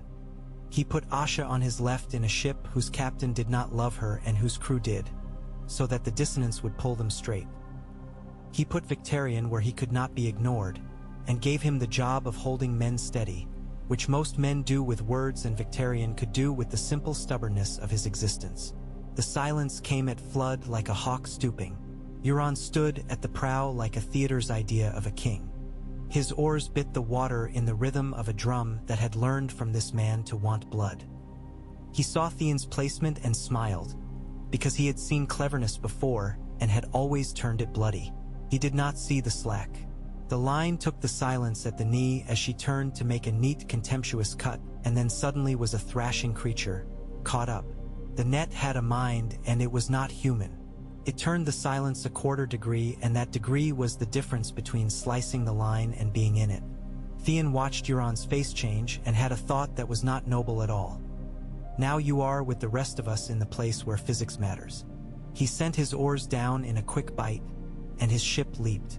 Asha matched him by instinct, two predators with a school of smaller fish finding joy in their company. Victarion bellowed once, and the men around him moved like a plank floor responding to a great man's dance. Theon came in at the silence's flank while she fought her ropes, and his men cast hooks that took the rail and bit and did not let go. The first men overdied with knives in their throats and eyes. The second ran over the first like men used to bad floors. Theon found a place in the press that took him like a lover and held him tight. He killed twice because men tried to kill him twice. He found a third man and knocked his knife from his hand and then knocked his head from his purpose and left him alive because the world needed men to tell stories later in taverns. Euron came to him as if the whole of the deck had been drawn tight to make the space between them inevitable. He was smiling that blue-nicked smile and had a sword like a promise and a dagger tucked in his belt like a secret. "Nephew," he murmured as if it were a caress. "Did you bring me a present?" "I brought you a rope," Theon said. They fought in close as men who knew they would find no fame by making their sword arms look pretty. Euron like it torstai feint. Theon liked to let a man think his feints were making him bite and then step in with something that had no pride to it at all. Euron cut him across the forearm and Theon felt the slickness of blood under his bracer. He let Euron think the pain had turned him stupid and then put his knife. He had a knife where a boy would carry a charm, into the meat of Euron's thigh. Euron made a sound that men make when they have forgotten they are admired. He slashed at Theon's face and Theon leaned a fraction so the cut took hair and not eye, and then he was close enough to smell wine and the sweet sick smell of the mouthwash some lords use to pretend their teeth are not rotting, and he put his forehead into Euron's face and heard the crack that meant a nose, and enjoyed that his skull had been made hard by the gods. Euron went backward half a step blindly and caught himself and laughed, because he loved a good hurt as much as a good bed. "Well," he said, cheerful and sane, "this is a dance your father never learned." "I am not my father," Theon said, "because some men need you to say it even when they already know it." He kicked at Euron's knee and felt it bend too much. He followed with the hilt of his knife into Euron's throat. Euron choked, then caught Theon's knife hand at the wrist and twisted a fraction and Theon's fingers went to sleep. The knife fell. Euron's sword came up, but a hook from Asha's ship took the silence again and dragged her a hand's breadth and the sword bit wood. Theon did not think. He took his rope, the small length with a loop he always wore out of habit and history, and flipped it so it took Euron's elbow where it bent. He pulled. Euron's arm was strong, but a body has its lever points and that one is older than kings. The sword went away from Theon's head and into the air where it looked foolish. Theon drew new breath and butted Euron again, then jammed the rope across his throat and pulled it back into the crook of his own elbow like a man drawing a bow. Euron's blue lips opened. His good eye went wide, then narrower, then calm, as if considering a tide chart. "Let go," Euron whispered, and it sounded like a priest's trick. "Let me show you what a god can be. I will show you all the cities you could have had." "You've shown me enough cities on fire," Theon said. Euron slipped like fish. Theon had to change his hands, and when he did, Euron did a thing with his head like a snake and his teeth found the meat of Theon's thumb and bit. Pain went through Theon like flame through thatch and he hissed and brought his hand down anyway, because he was not going to be taken away from this moment by a pain that only meant he was alive. He put his knee between Euron's legs and pulled the rope. Theon heard something in Euron's throat that was almost a word, and then the rope did what rope does when used as men used to be taught to use it. Euron went limp with a suddenness that was obscene. Theon held, because Pietus will tell you you must, and because he wanted to be a man who finished what he had started, not a man who let a thing linger and call it mercy. He eased only when Euron's tongue had gone the color of bad grapes. Across the silences deck men were watching and fighting badly, because when a king dies in front of you, your arm remembers every clumsy choice you ever made. Asha shouted once like a bird who had remembered what sky was. Victarion roared and men remembered to move. The net held. The battle ended as battles end. Not cleanly, with little acts of ugliness. With men realizing they were now orphans and deciding to live anyway. They buried Euron like any other man of the Isles. Overboard. Aaron muttered something that had in it more awe than love, which Theon found honest.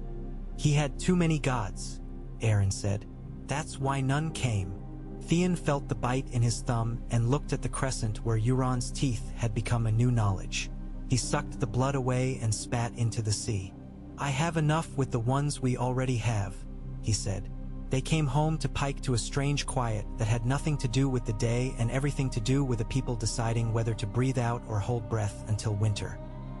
Theon stood before the sea stone chair and did not sit, because that chair wanted you to beg for it, and he had learned that begging made you too eager to prove you deserved what you had gotten. "I am Theon of House Greyjoy," he said. "I claim the Isles by your voices and by work. I will keep them by work. We will not give ourselves to a madness that eats boys and women and pretends to be a nobler hunger. We will make ourselves a winter fleet, and we will teach our children that a man who mends a line is as honorable as a man who takes a head." They said yes in a murmur like a harbor in evening when the nets are in and men have eaten their first mouthful. Victarion bowed in that stubborn way of his. Asha watched him with her chin up and her eyes thoughtful, and Theon thought, "If I fall, she will be the one to put a knife in the promised place. Good." He named her Captain General of the fleets, and some men flinched. Then they saw the way her hands touched a map's edge and the way her voice made the ships move in their minds, and they accepted their own sense. He left the Isles with more work behind him than most kings bring to their first journey. A charter was drawn with words inked by a priest from the old way and a septon who had married a fisher girl and never left the Isles. It said that thralls would be freed on the turning of the year, that a man's wife would be called his wife and not his prize, that boys would not be taken to grow up hating their own walls because no one had taught them to love them. It said reaving would be licensed by the law in war but outlawed in peace, that there would be fewer wars and more winter's work. They nailed it to a post at Lordsport and to a beam in a hall on Great Wyke and burned incense to it that was only, in truth, seaweed in a pot. Theon did not let himself think that paper could change a tide, but he had learned that men like to be able to point to a thing and say, "See." He gave them a thing. He went back to the west with a fleet behind him like the shadow of a bird. White Harbor's fat ships and the Ironborn's lean and hungry ones made an odd companionship in the lanes. They learned each other's tempers and did not quarrel because Winter was not a person that could be charmed. When they came off Lannisport, they did not come like before. They came openly, a fence of masts. The harbor froze in its heart, though it was summer, because it saw the future blowing. In the Rock, Davin Lannister sat with ledgers and men who had learned to keep their mouths shut when numbers were in the air. Lady Jenna poured water into cups like she had every day of her life, as if cups filled men could think while cups empty made them fools. Theon sent a letter up on a neat hand that belonged to a Manderly scribe who used his quill like a small spear. It said precisely what Theon had said in the square and added the weight of ships to the weight of rope. Davin read it and scratched his ear and said, "Tell him to come up, under safe. He's brought enough knives into my kitchen. Now I want to see his face when he's had a bath." Theon went because there is a thing that happens to men who send letters but will not look other men in the eye after. He went with 3, not with a train, because parading is for weddings and he had had enough of funerals in pretty clothes. They took him up by interior ways that had been scrubbed so often their very cleanliness looked like arrogance. The Rock smelled like secrets too old to be dangerous and pride too old to know it should be. Lady Jenna sat in a chair with its legs cut short, because she had reached an age where high chairs cheat you of dignity. Davin stood with one foot on a stool and one on the floor, like a boy who didn't want to choose between 2 games. "So," said Lady Jenna, "if I call you Iron, will you stand, or will you bend?" "I prefer not to be called names," Theon said. "I prefer to be called now by the thing I am doing." "And what is that?" Davin asked, amused. "Keeping your port," Theon said. "From burning in a way that will make people spit when they speak of it 40 years from now." 40 years, Lady Jenna repeated, as if tasting bitterness and honey both. "Very well. We will feed those people for who you have account for 7 days. After that you will feed them if you can. We will pay for our grain if you bring it. You will not strut in our streets with banners that make children cry." She paused, then grinned at Theon with sudden wickedness. "You may strut a little. Men should be allowed their small struts, but keep them small." He bowed again. It was becoming a habit with her, and a pleasing one. "Done," he said. He took himself back to the harbor that afternoon when the light made the sails look like teeth, and the sea had that fragile blue that goes black in one breath if a cloud comes. Hylia met him at the quay with her hands red with dye and fish blood. She had been making nets again, nets with a new weave she had devised from watching the silence die. "It will catch something that thinks it is too clever to be caught," she said. "Good." She took his injured hand and touched the place where Euron's bite had taken his flesh and narrowed her eyes. "Does it throb when you lie awake?" "It throbs when I remember," he said. "That is the same thing," she told him. "Sleep properly. The water will still be here in the morning." It was not the water that tried to take anything from him next. It was men. Boltons do not raise their voices. They let their knives do the declaration. Theon smelled treachery the way a dog smells meat.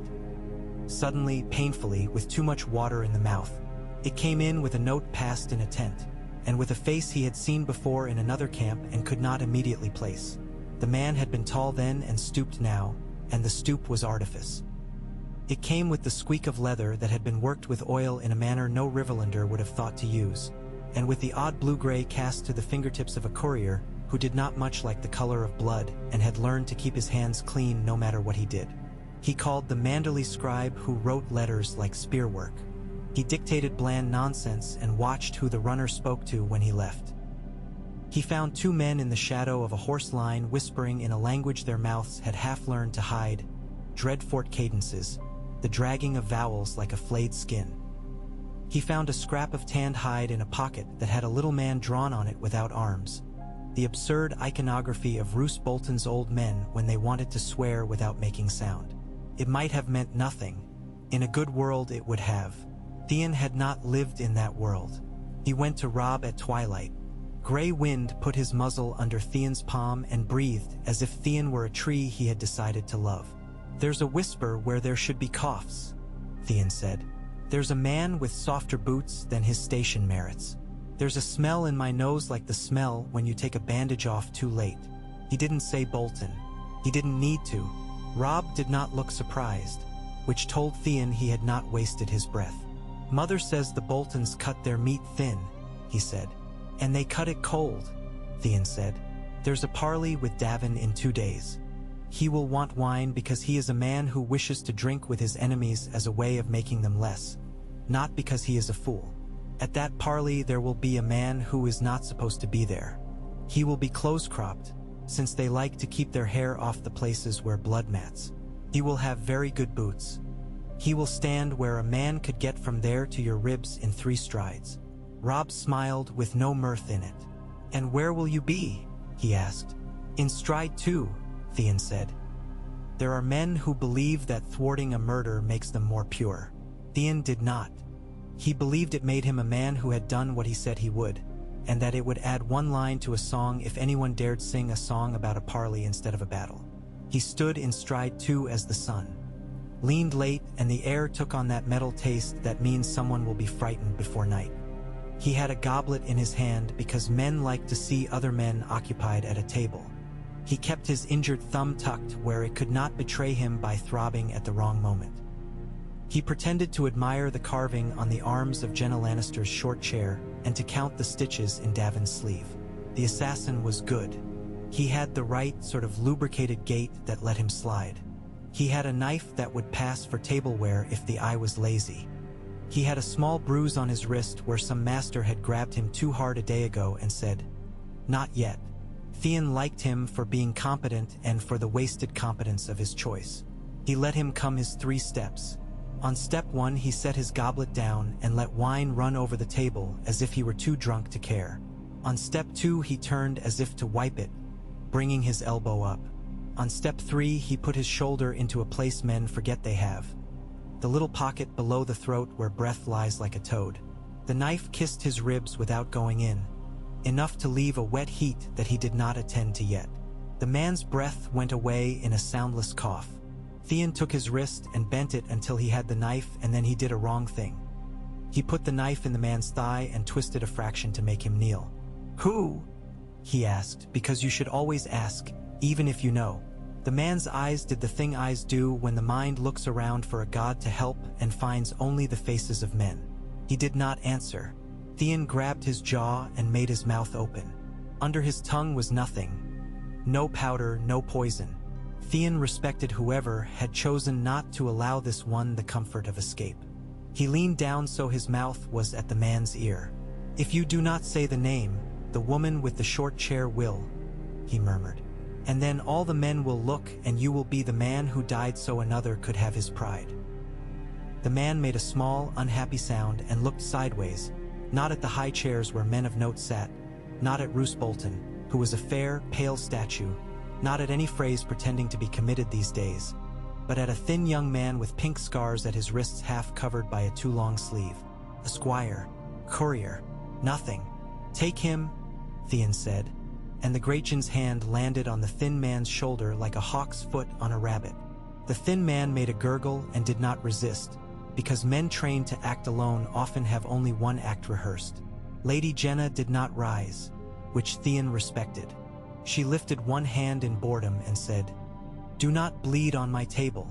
If you must bleed, bleed on your own boots." Roose Bolton watched his hands. His face did not move. His eyes did not change. That was the thing about dressing wounds in winter. Sometimes you could not tell the flesh was dying until the whole thing was gone. When they peeled the courier, they found the letter Theon would have found if he had been allowed to act before the man did. It was written in a clean hand that did not confess to any personality at all, and said a thing that would have seemed reasonable to a man not acquainted with the way reason looks when it wears flayed skin. That a war could be decided with the right cut in the right moment. That a parley was a fine place for a cut. It was countersigned with a small mark like a flayed man stylized for a child's toy.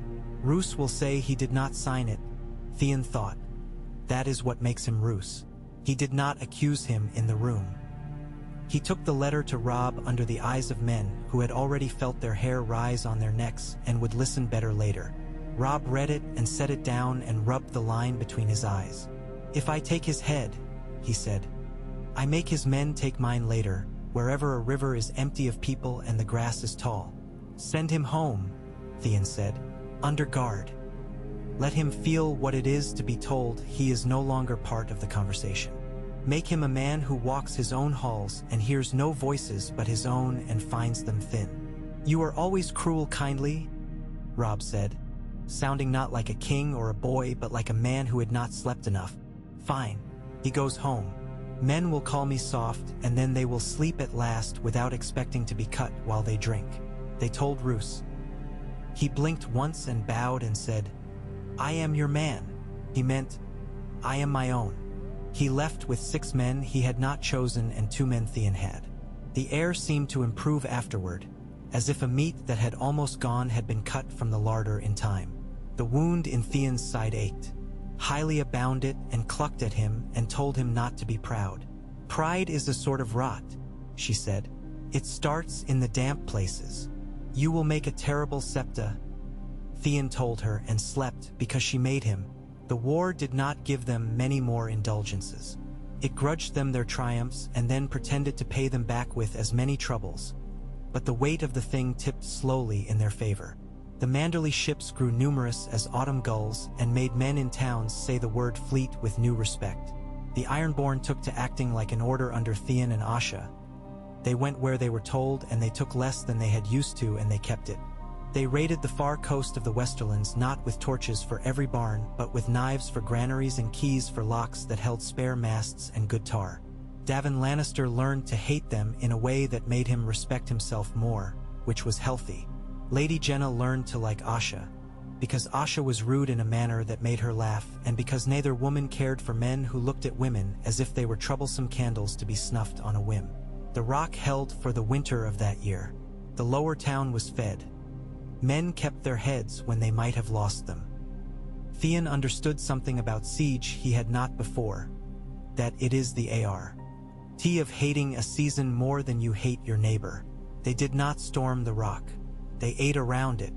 They took Lannisport's warehouses and the small keeps in the hilly lands that feed the rock its food as a fish's gills feed it its air. They sent hunters into the foothills with orders to take deer only if they were fat enough. It did your foe no harm to have lean deer on his table. News from the south came as weather does, in a flood and then not at all.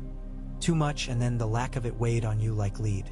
Stannis took King's Landing's breath for a moment and then lost it while the city coughed green flame. Joffrey died at dinner and men told the story at fires with relish because there is something in men that loves a king's mouth going tight for the wrong reason. Tywin Lannister bled later in his own privy, which men told with less relish but strong satisfaction, because the rock's shadow is long even when the rock is not in the room. Cersei went from famous to infamous in a span of weeks, and men stopped telling her story at fires because it made their wives pick at their own food uneasily, and they preferred not to see that. Through all this, Theon kept his count. Of ships, of grain, of the days when men could be permitted to fight and the days when they must be made to mend. He spoke often in simple words. He learned to stop speaking when men liked too much the way his words tasted.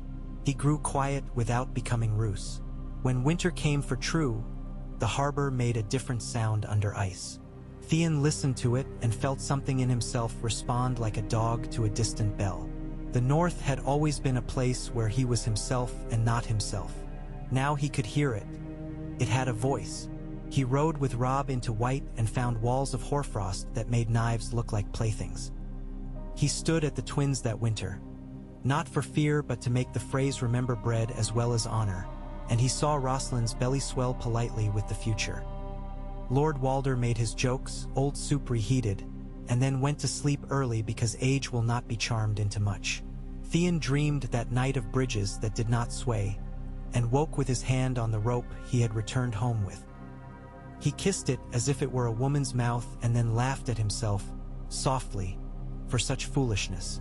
He did not go to Winterfell that winter. He rode near enough to smell smoke and to see the walls from the far side of a white field.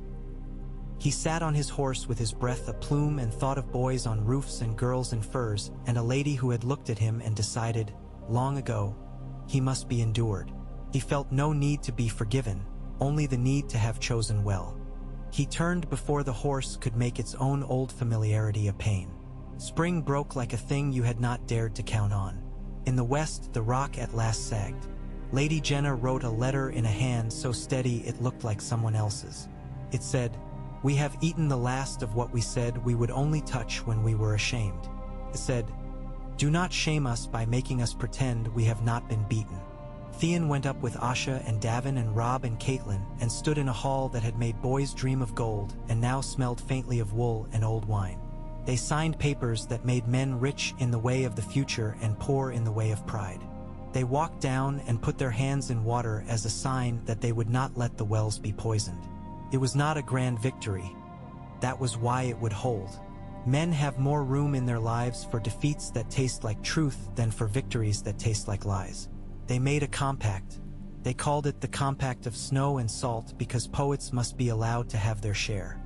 It said, "The North and the Trident shall be one kingdom under Robb, with the great houses and all the small ones in council."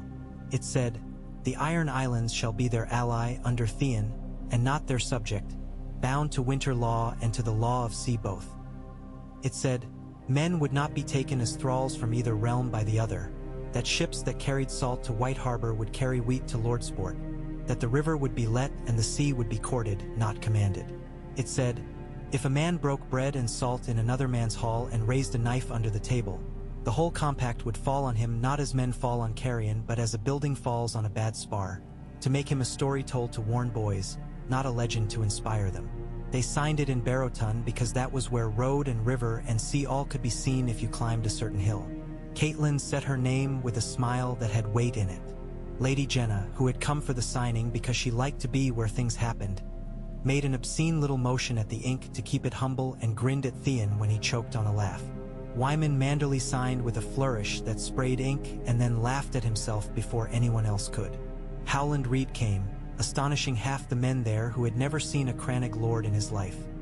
He wrote his name with a reed pen Hylia had fashioned, and the name looked like water on the page and then like stone. Roose Bolton's mark was nowhere.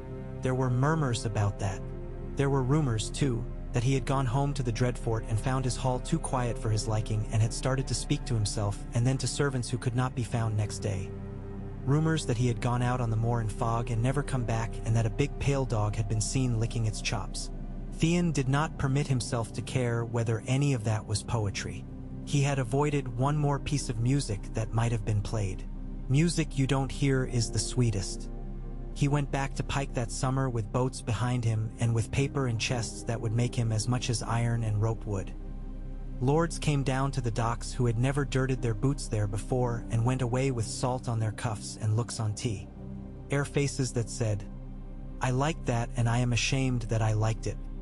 He walked the shipyards and watched boys learning to bend ribs and men arguing over the pitch of a sail. He watched a woman who had lost 2 sons to the old way teach her daughter to splice, and he watched the daughter grin and the mother pretend she did not. He sat on the sea stone chair exactly enough and then got up from it to do the work.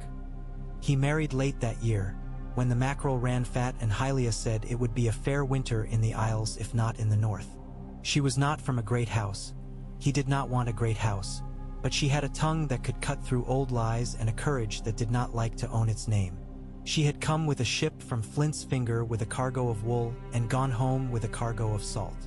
They stood by the sea with Aaron muttering things that did not make him angry because Aaron had saved his most hateful speeches for men who would be wasted by them.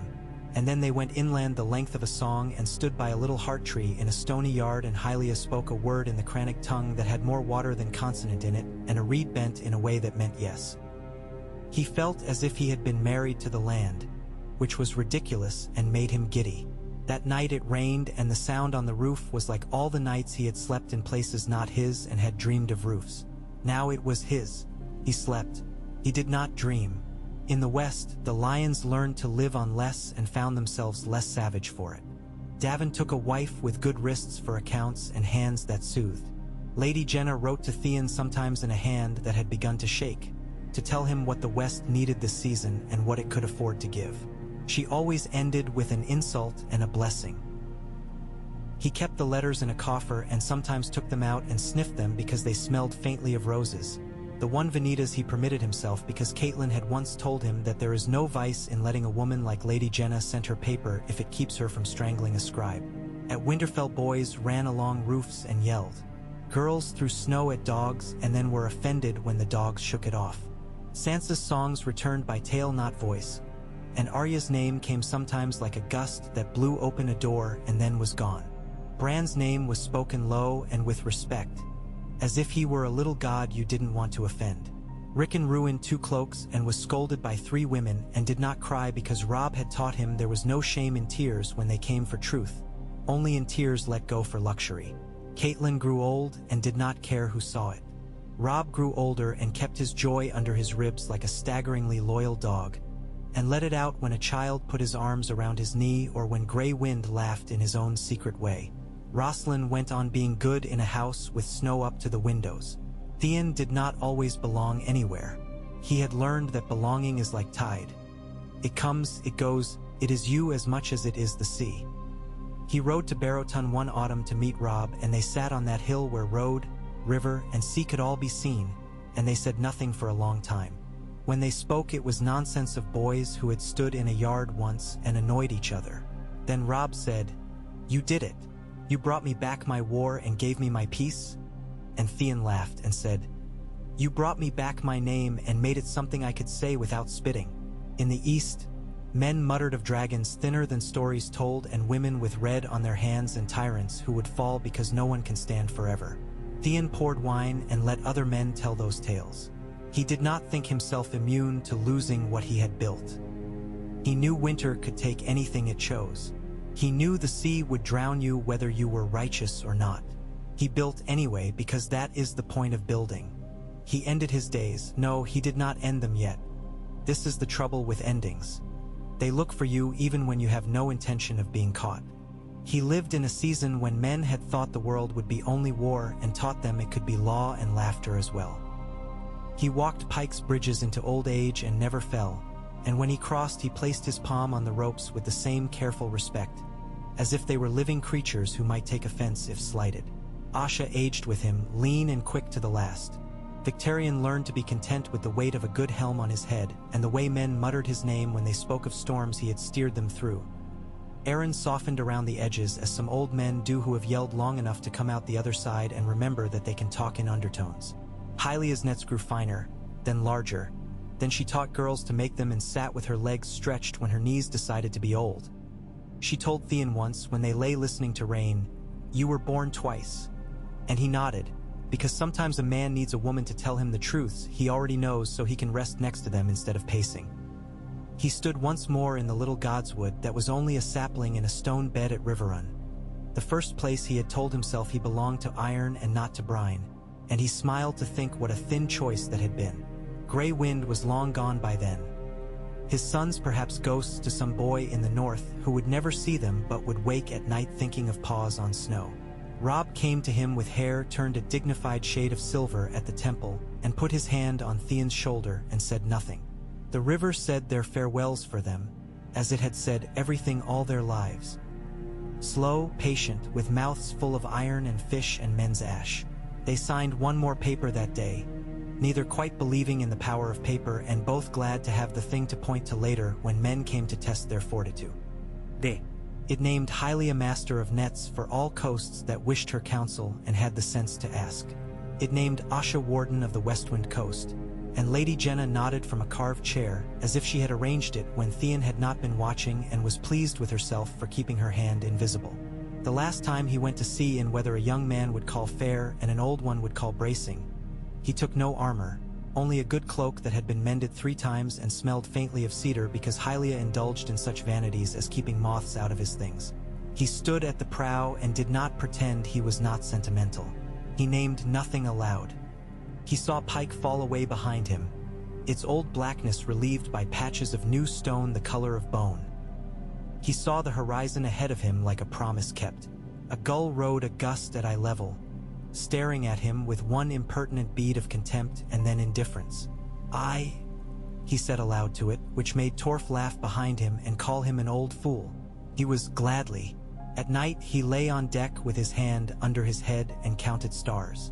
Some had names in his childhood. Some had new names learned under different roofs. The old names did not dislike the new ones. They lay together. He slept and dreamed of ropes that did not break and of a room at Winterfell where a boy had learned to stand with his hands clasped, to keep them from making trouble, and a man who had learned to unclasp them when a friend put a hand on his shoulder and said, "Go, come back." He sailed into a dawn that had been waiting for him since long before he was born. The sky was the color of new iron when you first put it to the forge and the sea the color of dark bread. The nets went out over a side rail and caught what they were meant to catch. Fish and future. He held the line for the first draw and felt the weight of his people, which is what all lines are in the end, even the ones you tie to a cleat. He set his feet. He pulled. He smiled and did not let go.